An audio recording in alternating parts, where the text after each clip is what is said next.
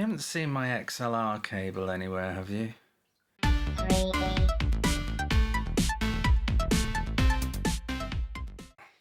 So, yeah, hi, it's Stu from 3B, and today we're going to talk a little bit about these buggers, these things.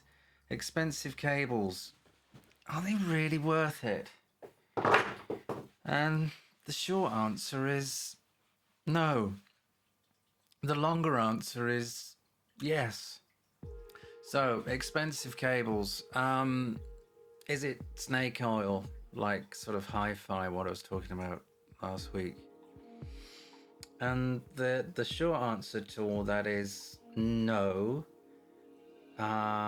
If you've got, say, just a normal hi-fi and it's not super sensitive and yeah, and it sounds good to you, then that's fine. That's kind of how it should be. And will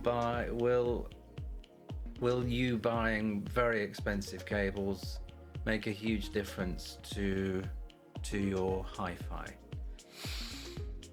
On the average hi-fi, on the low side, and I'm not being snobbish with that, I'm just stating a simple fact, probably not a lot of difference. On the high side, if you were expending maybe 10 grand plus on a hi-fi, then probably, yeah. But then not as much as you would hope would make the difference. Considering they say that when you buy a hi-fi, you should spend about 10% of your budget on cables, that's kind of bullshit in a way. But it rings more true the more money you spend. So in a way, it's kind of a bit like getting more money out of you, really. But here's the thing, the more money you spend, the more sensitive the equipment becomes. And the more reliant it becomes on having better quality or higher quality interconnects between each device. So yeah, there is a lot to be said about having higher quality internet interconnects for higher quality gear.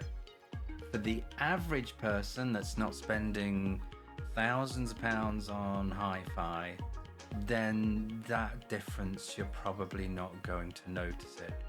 Because, and as I said, I'm not trying to be snobby with this. It's just simple fact.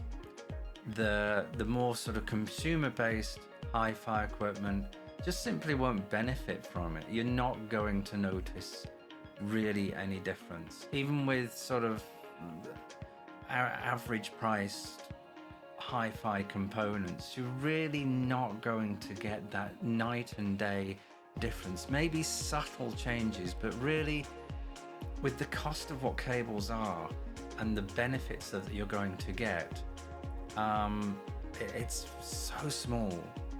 Whereas if you've got a more sensitive and higher priced and higher range hi-fi, then there is the possibility that it is going to be affected more by the quality of cables between the devices, simply because those devices are more sensitive. I think my only key advice in spending money on cables is the first thing you should consider is getting decent speaker cable. Not just crazy expensive, just because sometimes, that's kind of the one of the first things you should consider, perhaps. It's not going to make a massive difference, but if that's your first thing that you're looking to change in terms of cable, think of changing your speaker cables first. What are your thoughts on expensive cables? What would you consider is an expensive cable? Because the most I've ever spent on a cable, let me get it, and you're probably going to laugh at me, more so because I've damaged it, is this one, this Atlas cable that I originally got for a pair of Focal Utopias that I had that died on me. That's another story. and this headphone cable was £400. So yeah, crazy, isn't it? Stupid. And I tried to sell it on eBay, and I think the most it was going to was about £50. Anyway, hope you like this video. Let me know your thoughts on cables. Let me know your experiences. And I'll see you next time. I know this one's short. I know this one's late. I've had a mare of a week. So, yeah, apologies for that. We'll be doing a couple more next week. And I'll catch you then. Don't forget to subscribe.